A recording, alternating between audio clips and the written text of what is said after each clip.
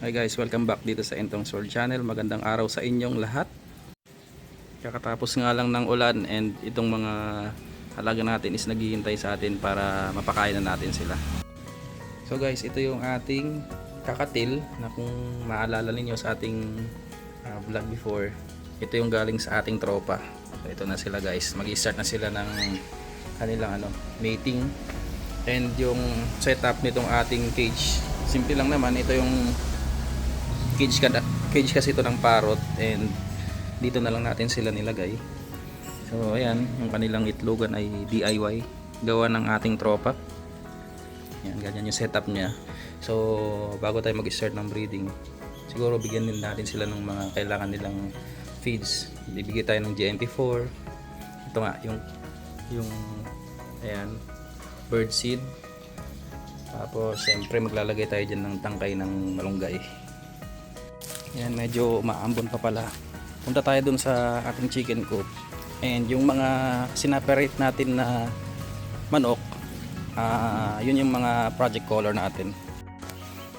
Pag ganitong tagulan guys, ang mahirap lang talaga yung lalabas tayo ng bahay para magpakain. Pero syempre, napapalitan ng saya kasi nga gusto natin yung ating ginagawa. And libangan na rin. So guys, ito yung ating frog grass na tinanim before. Ayan, kumakalat na yung kanyang mga dahon. So hopefully na mas maging maganda to after 2 months, kasi ang frog grass naman kapag rainy season napakabilis niyang kumalat. So hindi siya yung maselan. Ganyan lang yung setup natin. Ito nga ayan, naglagay lang tayo ng mga dyan, nagtransplant lang tayo ng mga runners niya. Ganito na agad yung tumubo. Pakita natin ng malapitan. So ganyan ang itsura ng frog grass. Unlike sa Carabao grass nga, yung tubo niya is pa horizontal. So hindi siya yung kapag nasobrahan na sa tawag dito sa tubo, gaya nung nagiging crowded na ako minsan, paangat yung tubo na ng dahon. So ito iba. Ayan, para siyang carpet. Ayan, horizontal talaga. So yung trimming naman nito, depende sa mga nag-garden. So meron silang pang trim na bibili nila, pero tayo hindi na natin tritriman. Ginagawa na lang natin, pinapakawalan yung manok, basta wag lang yung sobra, kasi gaya nga dito sa area na to, namatay yung ating unang tinanim. Ayan, pasok na tayo dito sa ating chicken coop guys. So ayan, nagbigay na rin pala tayo ng pagkain, kasi nabanggit ko kanina naghihintay silang pagkain. Actually nagbigay na pala tayo kanina, nakalimutan lang natin, sorry. So guys, itong ating benjarong sinalang ulit natin. Ayan. So guys, ito ng ating benjarong cock. Hindi siya ganun kaganda ngayon kasi nga binibreed natin siya. Tapos meron siyang mga parts or mga feathers na naglalaglagan. So naglulugon siya, tagulan kasi ngayon guys. Kaya yung itsura niya hindi ganun kaganda. Pero kapag nahiwalay naman to sa hen, lalong gaganda to. Pakita natin itong mga hiniwalay natin na cockerels. Ito yung ating project color.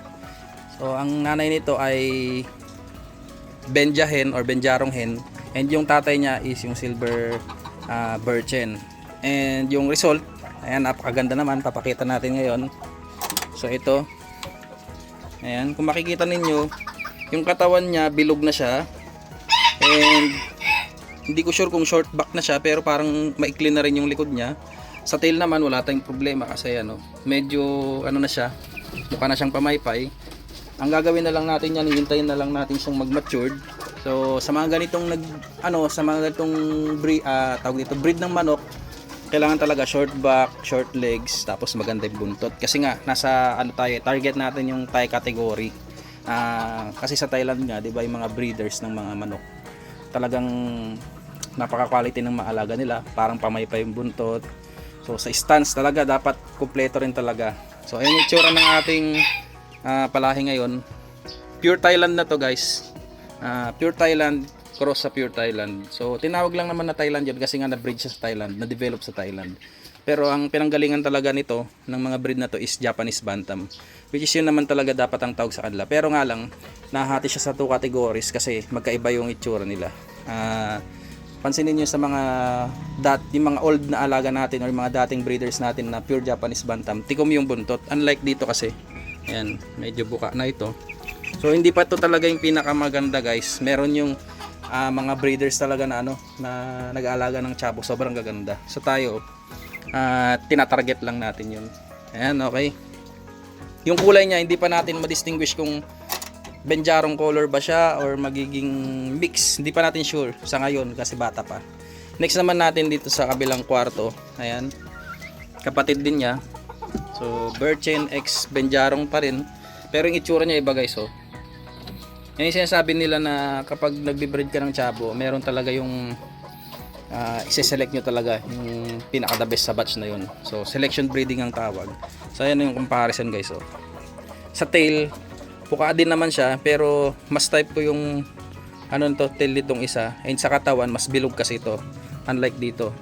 Tapos yung kapatid nila guys, nandito sa ibaba. Ayan, medium leg siya. Ayan yung itsura niya. Yung tail niya okay din naman, pero hindi siya ganun kabuka. Tapos yung paa niya, ayan, medyo mahaba guys. So hindi siya pasok pag yung isasali niyo sa show. Pero ako kasi hindi ko pa naman planong sumali sa show. Nagbe-breed pa lang ako sa ngayon, nagse-select pa lang naman ng magagandang kulay. Ito naman guys, yung kulay niya pala para siyang Benjarong. Ayun, kasi Benjarong ay nanay. Tapos yung legs niya is yellow. So sa Benjarong mas type ko kasi yung kulay ng ng green legs kasi yun naman talaga yung standard na Benjarong sa sa Thailand.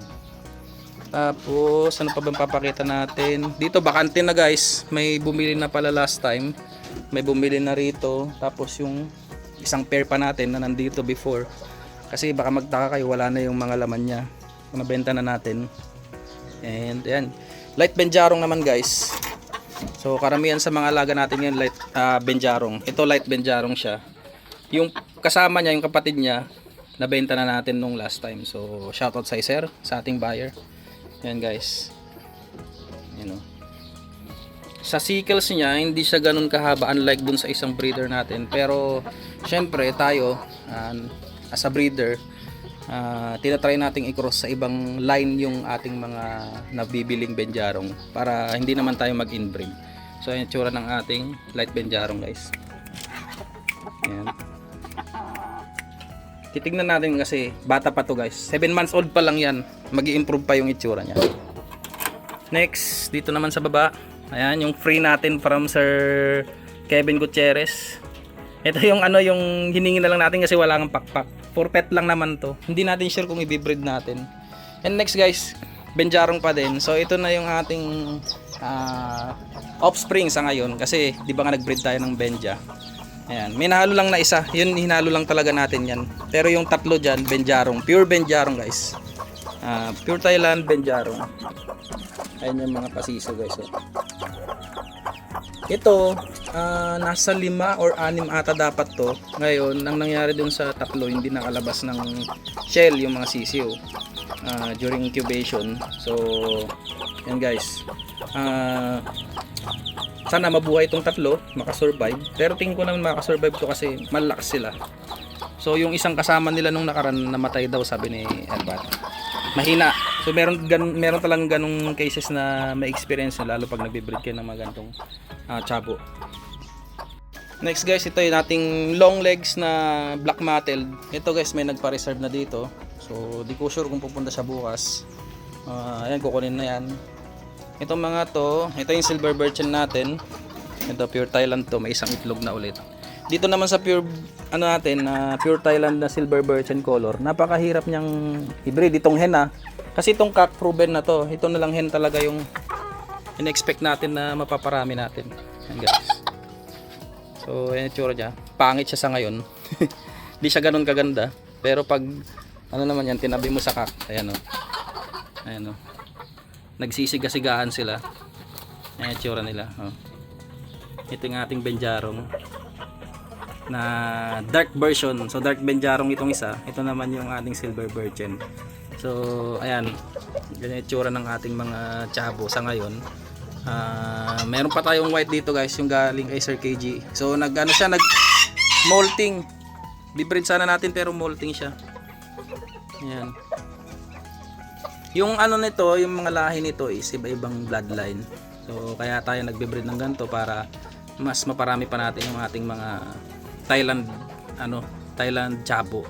Kasi mas gusto natin yung itsura nila compare dun sa dating mga alaga.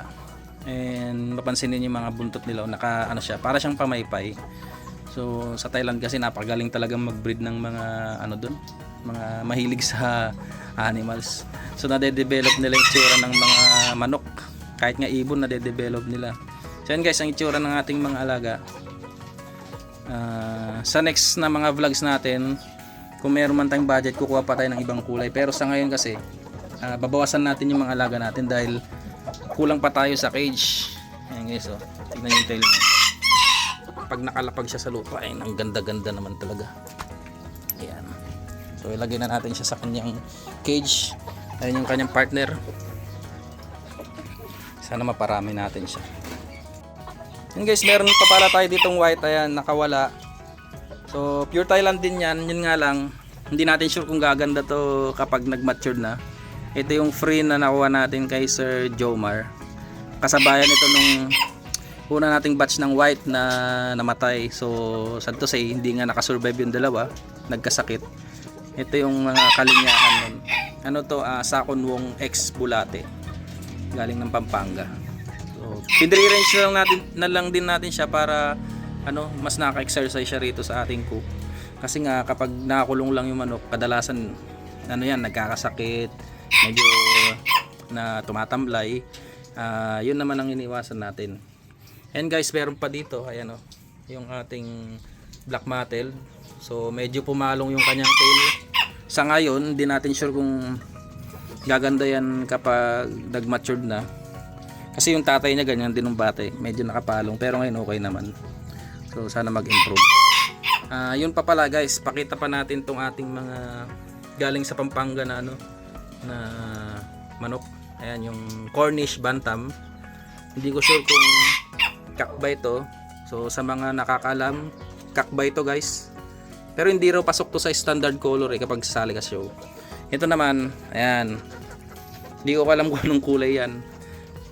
Yung mga kapatid nilang gaganda. Yun pa yung dali nung summer.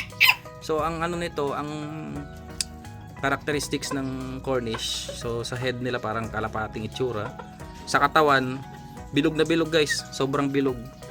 Wala akong masabi. Kaya gusto ko rin tong breed na to. Sana nga meron tayong makuhang partner. Preferred natin yung ganitong kulay. Sa mga nagbe-breed niyan, sana makakuha tayo next time. At yan ang unang update dito sa ating chicken coop, sa mga alaga natin, and sa mga subscribers, shoutout sa inyong lahat. Sa mga bago dyan, huwag niyong kakalimutan na mag-like dito sa ating video, and subscribe nyo na rin kung nagustuhan nyo yung ating mga vlogs. Ingat po kayo lagi, God bless, and happy farming po sa inyong lahat. Bye bye.